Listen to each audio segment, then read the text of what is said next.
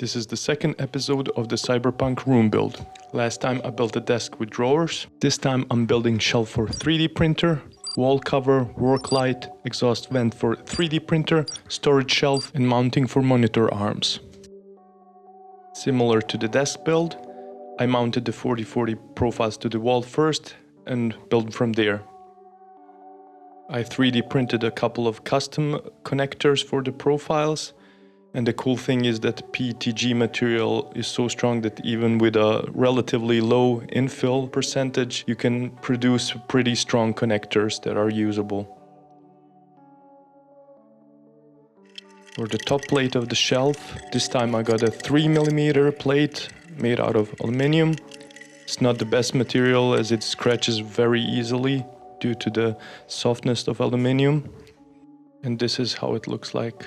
With a 3D printer on top, you can see the hole for the vent on the right side, which we will make use of in the next step for the ventilation solution. I've decided to use square electrical conduit covers for the ventilation because it's easy to mount and it is low profile enough to fit behind my 3D printer. First, I printed a solution that fits behind the 3D printer perfectly and connects to the conduits, but then I figured out the conduits themselves have a perfect lip for the cover, which I could reuse and print a solution that's much more easy to mount and connect to the conduits themselves.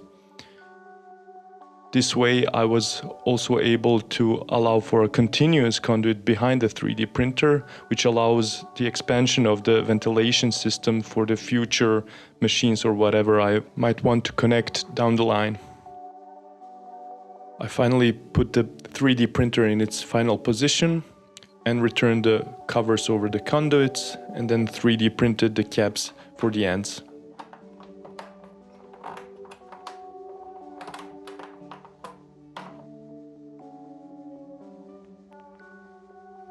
The ventilation hole needed to be expanded a bit to fit this fan I got from AliExpress.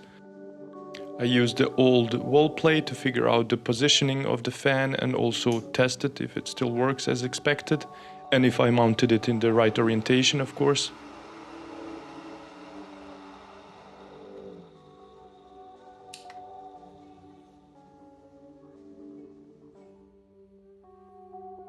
Once I was happy with it, I 3D printed a new wall plate with tighter tolerances so it fits the fan better now and also accommodates for the cable.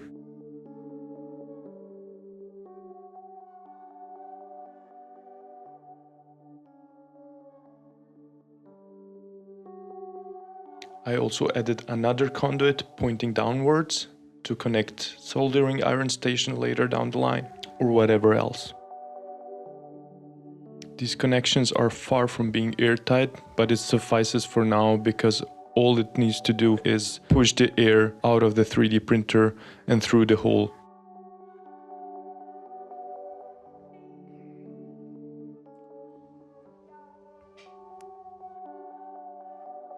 I also didn't like the potentiometer housing that came with the fan as a speed regulator.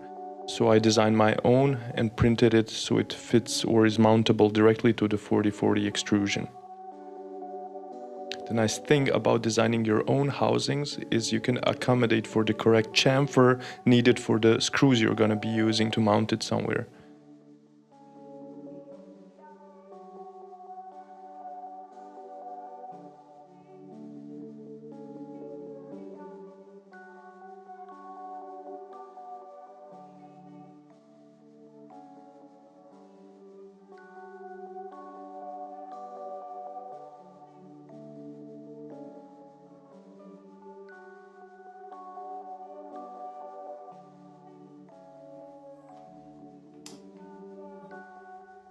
Still works as expected.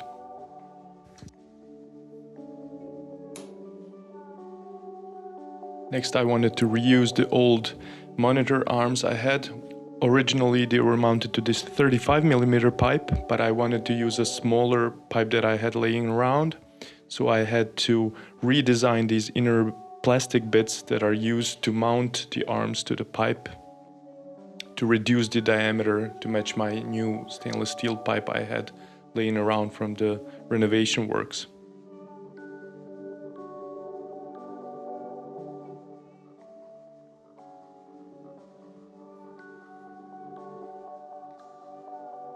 The 3D printed part seemed to work on the first try. The tolerances were correct.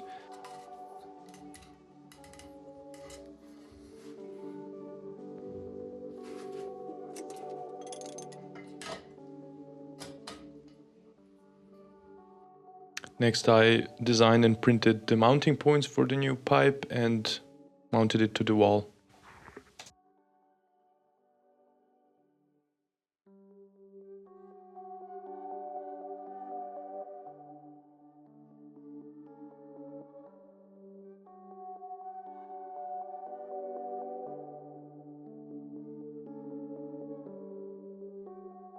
To cover this part of the wall, I found a really cheap acoustic foam pad with pyramid shapes, which looked cool to me.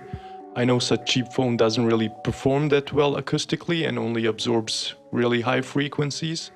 But since I have a really limited space behind the computer screens here, which is where I'm mounting it, I thought it's probably the best solution for the situation. Next, I was mounting the shelf on top of the foam pads. I've made it in a similar fashion to the 3D printer shelf, only with 2020 extrusions, because it doesn't need to carry any heavy loads. I also created these crossbars on a 45-degree angle to look more interesting and provide me with additional mounting points for later. To make the foam pads more interesting, I decided to route all my electrical lines and USB-C connections through these electrical conduit covers out of metal that I was able to find online for pretty cheap.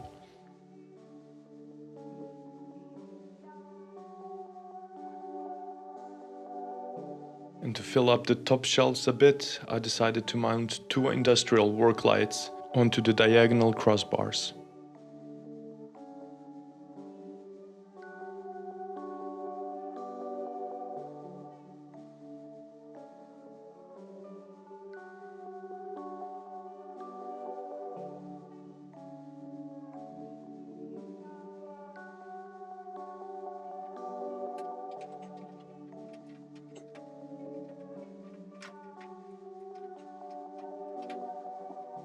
And this is how the room looks like now with the industrial work lights on. It's a small improvement from the first episode, but we're getting there. And here's the mandatory evening scene.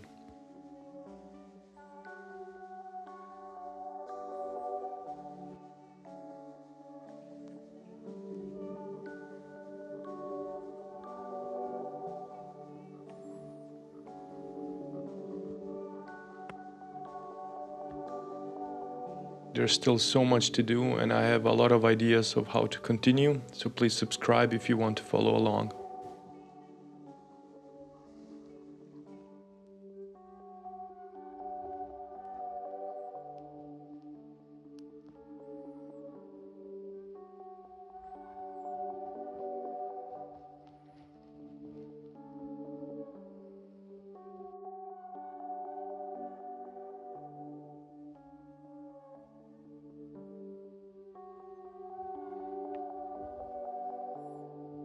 The hanging wires from the vent fan look horrible, so I need to figure something out, probably in the next episode.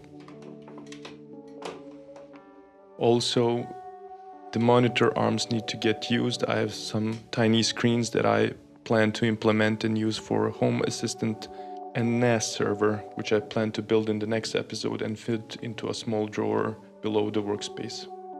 Thanks for watching.